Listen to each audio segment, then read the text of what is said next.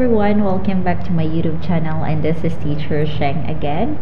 And for today's video guys, i-share lang nako ninyo nga wala na ko'y upload og video sa akong YouTube channel kay nahatagan ko og opportunity to teach here in Vietnam.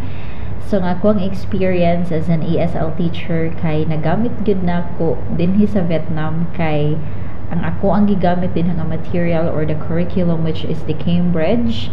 Mausay curriculum nila diri Cambridge ang ilang gigamit sa material. And then naadyo'y kalahian kay of course sa online as an ESL teacher, which is only magbasa ra ka, mag-teach ra ka sa student, but in here ang imuhang estudyante in one class kay naa kay 6 students or 8 students, so dapat gid imuhang i-execute or imuhang himuon ang mga activities. And then ang klase din guys is 1 hour and 30 minutes, so mag-andam jud kag mga activities para makatch ang attention sa bata. And then kuan sad wala sad ko nagtuo nga maabot ko dinhi. And ang work diri, I am an ESL teacher po sa usa ka English center here in Vietnam.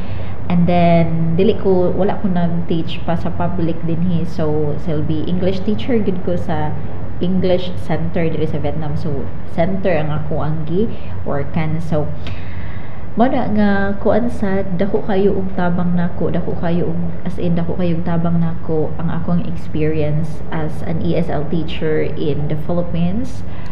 Kay kuan gud siya, basta dako siyang tabang.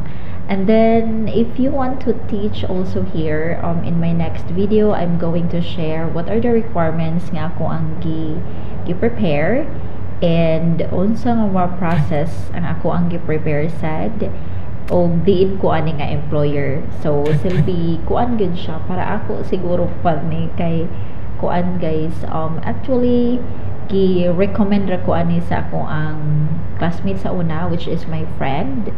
And diha pa ko sa Pilipinas kay gi-interview nako sa employer kay as in dili sad gud sayon mangita og employer kay mas prefer gud nila or mo hire sila og teacher nga naa na dinhi sa Vietnam.